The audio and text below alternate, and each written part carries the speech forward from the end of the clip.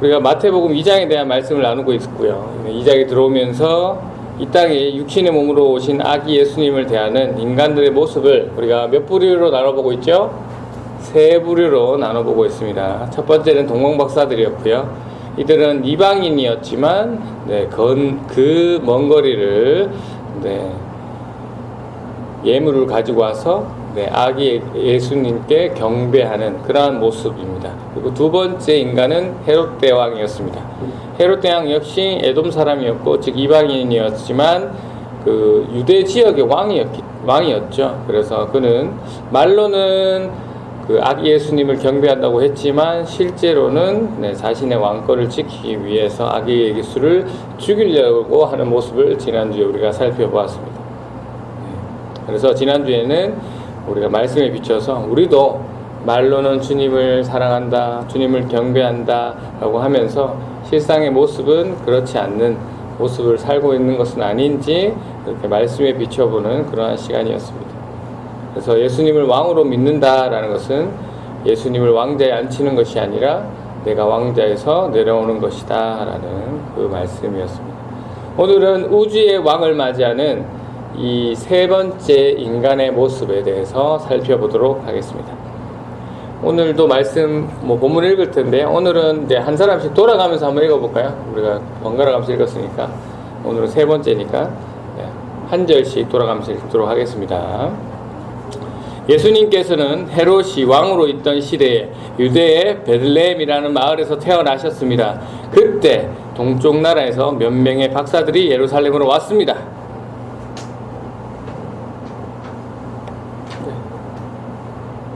그들은 이렇게 물었습니다.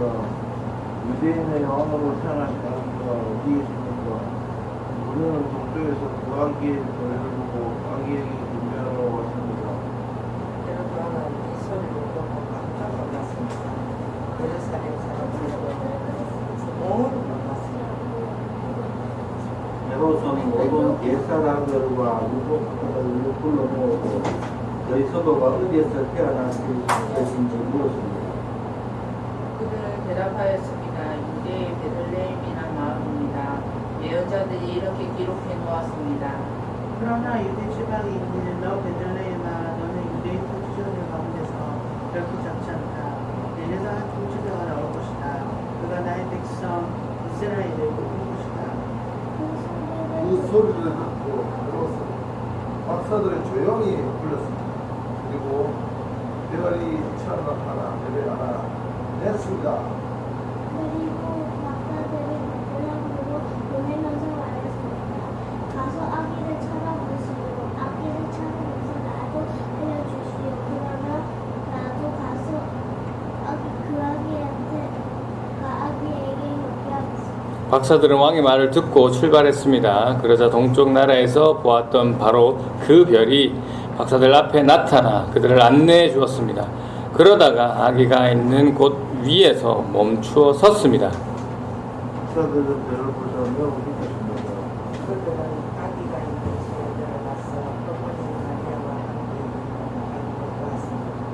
그들은 아기를 무릎에 꿇어 눈길을 돌리고 우물함을 열어 아기에게 흠과 묘함과 물량을 건네드렸습니다. 그리고서 그들은 꿈에 헤롯에게 돌아가지 마라 하는 명령을 받고 다른 길로 자기 나라에 돌아갔습니다. 아멘. 네, 우리 질문하겠습니다. 동방 박사들이 예루살렘으로 와서 헤롯 왕에게 유대인의 왕으로 태어나신 아기가 어디 계시냐고 묻자 헤롯 왕과 예루살렘 사람들 모두 놀랐습니다. 이때 헤롯이 누구를 불러서 그리스도가 어디에 태어나실 것인지 물었나요? 4절을 보고 대답해 주세요. 네, 모든 대제사장들과 율법학자들. 네. 그리고 질문합니다. 헤롯은 모든 대제사장들과 율법학자들을 불러 모아서 무엇을 물어봤나요? 맞습니다. 그리스도가 어디에 태어나실 것인지 물어봤습니다. 헤롯이 모든 대제사장들과 율법학자들을 불러서 그리스도가 어디서 태어나실 것인지를 물었는데요. 이 말은 헤롯과 대제사장들은 동방에서 온 박사들이 이야기한 유대인의 왕으로 태어나신 아기를 무엇으로 본다는 얘기입니까? 네, 그리스도. 네, 대답 감사합니다. 그리스도, 메시아로 보기 때문에 동일시하고 있다는 것을 알 수가 있죠. 네.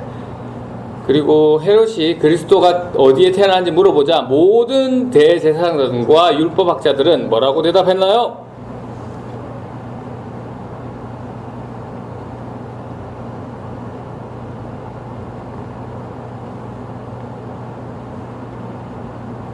네, 헤롯이 그리스도가 어디에 태어났는지 물어보자 모든 대제사장들과 율법학자들은 뭐라고 대답했습니까?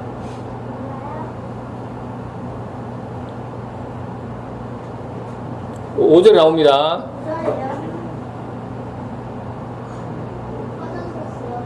네, 유대의 베들레헴이라는 마을이라고 대답을 합니다.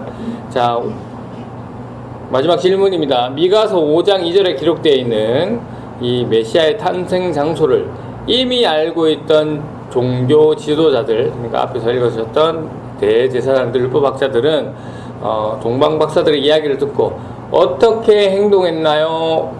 오늘 본문에 나와 있습니까? 쭉 한번 봐주십시오. 네. 이미 메시아가 그리스도가 어디에 태어나 있는지를 알고 있던 이 종교 지도자들이 네, 동방 박사들의 얘기를 듣고 어떤 행동을 했습니까? 네, 대답할 수가 없죠. 왜냐하면 아무런 행동을 안 했기 때문에, 기록에 나와 있지 않기 때문에 네, 아무런 행동을 하지 않았습니다. 네, 말씀 듣겠습니다. 오늘은 바로 세 번째 부류, 네, 왕을 대하는 세 번째 부류, 인간들의 모습에 당시 종교 지도자들을 한번 가지고 오늘 말씀 나누겠습니다. 방금 말씀드렸듯이 이들은 메시아가 어디서 태어날지 이미 알고 있던 사람들입니다.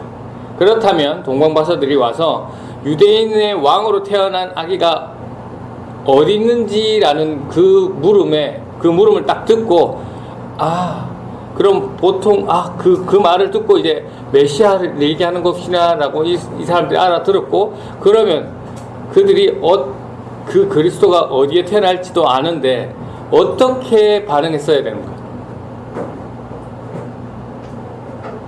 찾아야겠죠. 네, 바로 그 메시아를 보러 가야 되겠죠. 근데 오늘 본문에 나와 있습니까? 안 나왔습니까? 그들이 행동했다라는 것이, 움직였다는 것이 나옵니까? 안 나옵니까?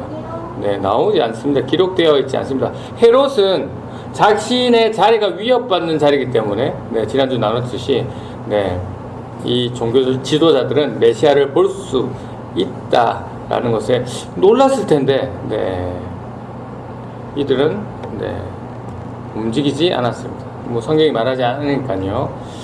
뭐 이들이 성경에 나와 있지 않기 때문에 뭐 실제로 갈 수도 있지 않느냐라고 생각할 수도 있지만, 뭐 예수님을 찾았다면 성경에 기록될 가능성이 아주 높습니다.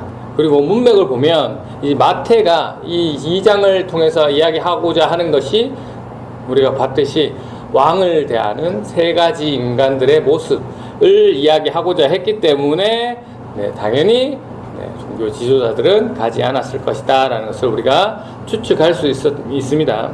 네. 그렇다면 이 종교 지도자들은 왜 그리스도가 어디에 태어날 것인지도 알고 있었던 사람들이 그 말을 듣고 아기 예수를 찾아가지 않고 아기 예수님께 경배하지 않았을까요? 이유가 있을까요? 거리가 멀었을까요? 예루살렘과 베들레헴, 네, 약 거리는 8km입니다. 8km. 네. 우리가 먼저 속력으로 제가 측정해 봤는데요. 네, 보면 사람마다 걷는 속도가 다르지만 일반적으로 걷는 속도에 비하면, 그러니까 조금 빠르게 걸으면 1시간 반 거리입니다. 8km. 그리고 좀 천천히 걷는 사람은 한 2시간 걷는 거리고요. 또 뛰는 거리로 말씀드리면 한 1시간 정도 뛰어야 됩니다. 가볍게 1시간 정도. 네. 그리고 제가 타는 오토바이가 그 전기 오토바이인데 최고 속력이 50이거든요. 그걸로는 10분 거리입니다. 10분 거리. 네. 차로도 비슷합니다. 네. 차로는 뭐 10분, 그러니까 뭐 10분이니까 100km 간다 치면 5분이 되겠네요. 네, 뭐 그렇게 됩니다. 자, 거리로 말씀드리면 저희 집에서 지금 저희 예배당까지 거리가 5km 정도 나오니까 왕복 안 되는 왕복했을 때 왕복 덜 되는 거리가 네, 베들레헴과 예루살렘 거리입니다. 그렇게 멀진 않죠. 네, 멀다고 생각하면 멀 수도 있는데. 네, 네.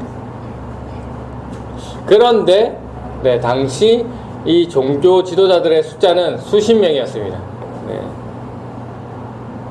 그러나 이들은 예수님을 찾아가지 않았어요. 아기 예수를 경배하지 않았어요. 왜 그랬을까? 첫째, 네, 이들은 예수 그리스도보다 네, 자신의 지위, 자신이 지금 가지고 있는 명예, 자신이 가지고 있는 권력을 지키는 것에 더 관심이 많았다라는 것입니다.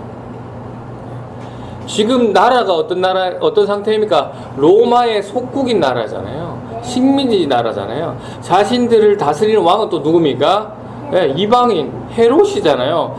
그 악독한 헤롯인데도 불구하고 관심이 없어요. 오히려 자신들이 자리 잡고 잘 먹고 잘 살 수 있는 그 자리에만 네, 그것만 이상이 없다면 네, 뭐 메시아든 뭐든 상관이 없다라는 것이죠.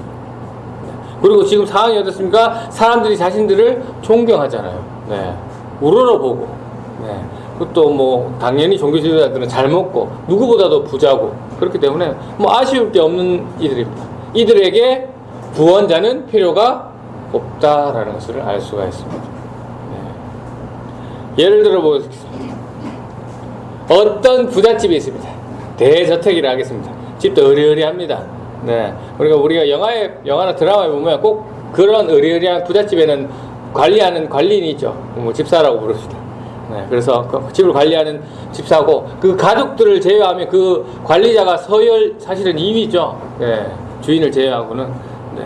그래서 그 집사는 누구보다 주인에 대해서 그 가족들에 대해서 잘 압니다. 네, 뭘 좋아하고 무슨 음식을 좋아하시고 취향은 어떠신지 성향은 어떠신지 성격은 어떠신지 잘 압니다. 그래서 그 주인이 원하시는 것에 따라 딱딱 맞춰서 잘 네, 대접하죠. 잘 준비하죠. 네. 그리고 그런 모습을 보면서 이 주위 사람들도 와, 그 관리자 그 집사님 그 참 주인의 성향을 잘 알아서 탁탁탁 준비 잘한다 하고 감탄도 받고 존경도 받습니다. 또 어떤 사람도 그 사람 박사네, 주인에 대해서 모르는 거 없으면 박사네, 뭐 이렇게 칭찬도 합니다.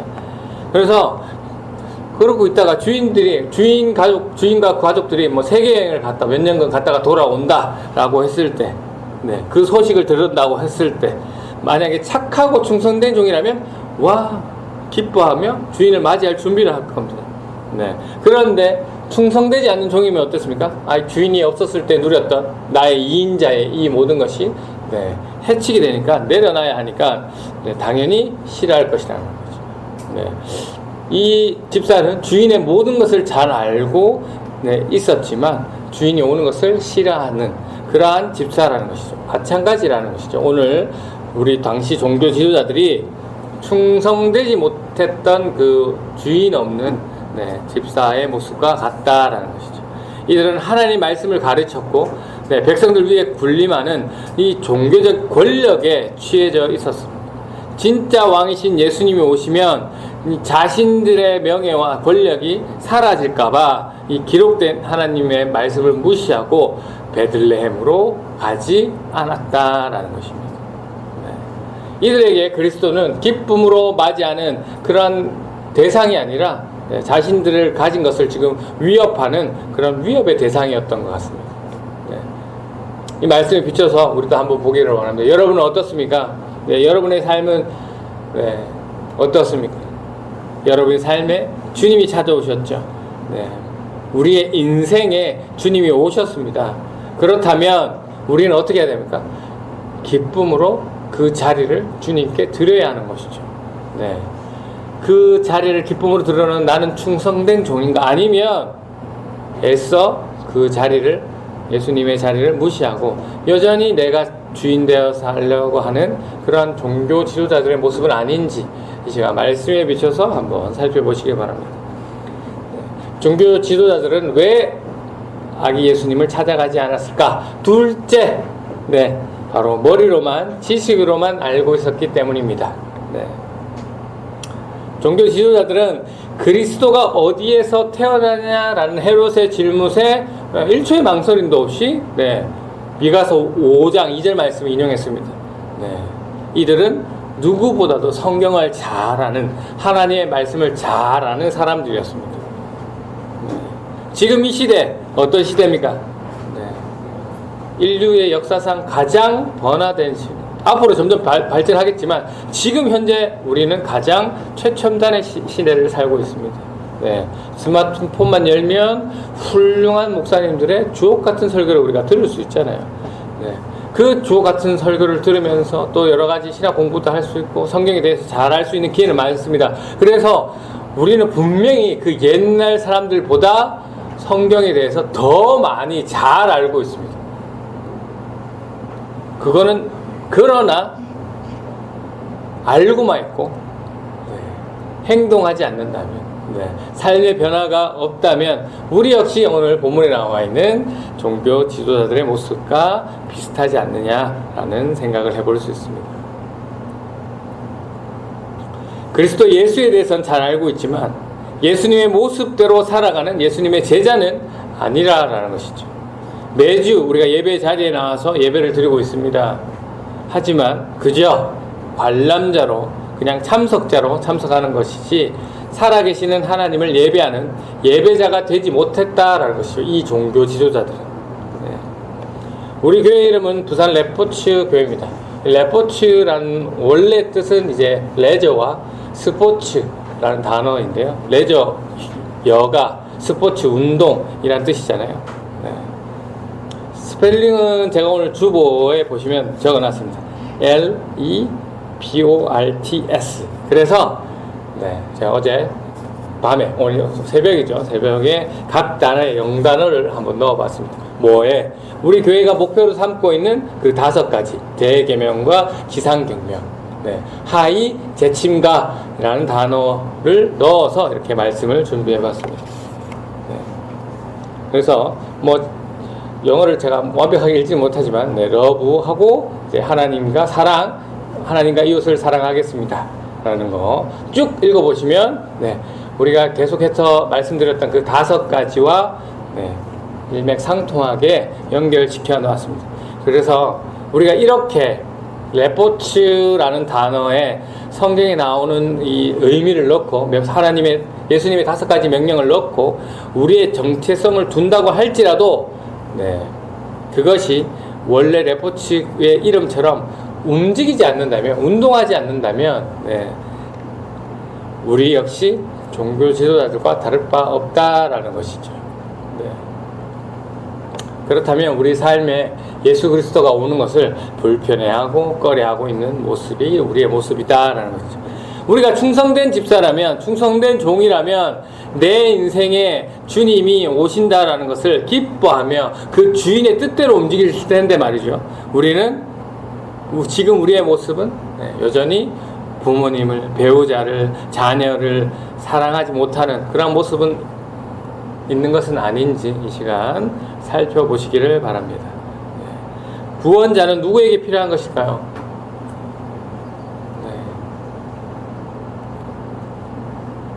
물론 예수님은 모든 인류를 위해 오신 겁니다. 하지만 오늘 종교 지도자들에게 구원자 필요했습니까? 안 필요했습니까? 네, 이들은 예수님을 찾지 않았습니다. 필요하지 않았습니다. 네. 구원이 필요 없는 자들에게는 구원자가 필요 없습니다. 네. 여러분에게 질문합니다. 여러분의 삶에 구원자 필요하십니까? 네. 정말 필요하세요? 그 구원자 예수 그리스도 맞습니까? 네. 아니면 물질, 명예, 건강이 나의 구원자가 되겠습니까? 내가 머리로 말하는, 내가 알고 있기 때문에 대답해야 되는, 내가 알고 있는 정답이라고 생각해서 대답하는 그거 말고 실제로 내가 살아가고 있는 모습에 오늘 말씀을 한번 비춰보시기 바랍니다. 예수 그리스도가 이 땅에 오셨습니다. 네. 지금 여러분은 어떤 모습으로 그 왕을 대하고 계십니까? 오늘 동방박사들처럼 먼 길을 쫓아오며 또 따라가며 쓸 땐 쓰고 가라면 가고, 그래서 결국 왕을 만나서 경배하는 그 경배자의 모습입니까? 아니면 자신의 유익을 지키기 위해서 그 예수 그리스도를 죽이려고 하는 그 헤롯의 모습입니까? 아니면 머리로는 주님을 뜻을 따라야 된다라고 생각하고 있으면서 실제로는 내 인생의 자리를 빼앗기시 싫어서 주님을 무시하고 있는 그 종교 지도자들의 모습입니까? 오늘 말씀에 비춰서 우리의 모습을 한번 살펴보시기를 원합니다. 바라옵기는 이 자리에 계신 우리 부산 레포츠교회 성도님들은 성경을 아는 지식과 이 삶이 일치하는, 그래서 고단하고 먼 길을 따라 걸을 수도 있지만 결국 그것을 통해서 그리스도를 만나 그리스도를 경배하는 삶을 살아내시는 진짜 예배자가 되는 여러분들이 되시기를 주님의 이름으로 축원합니다. 아멘.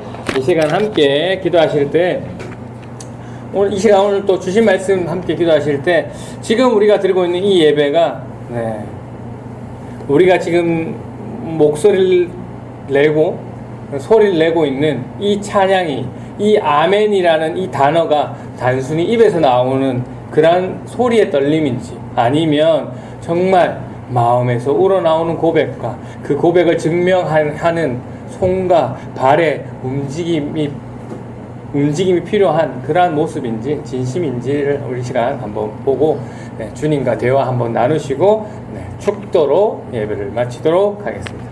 시간 함께 기도합니다.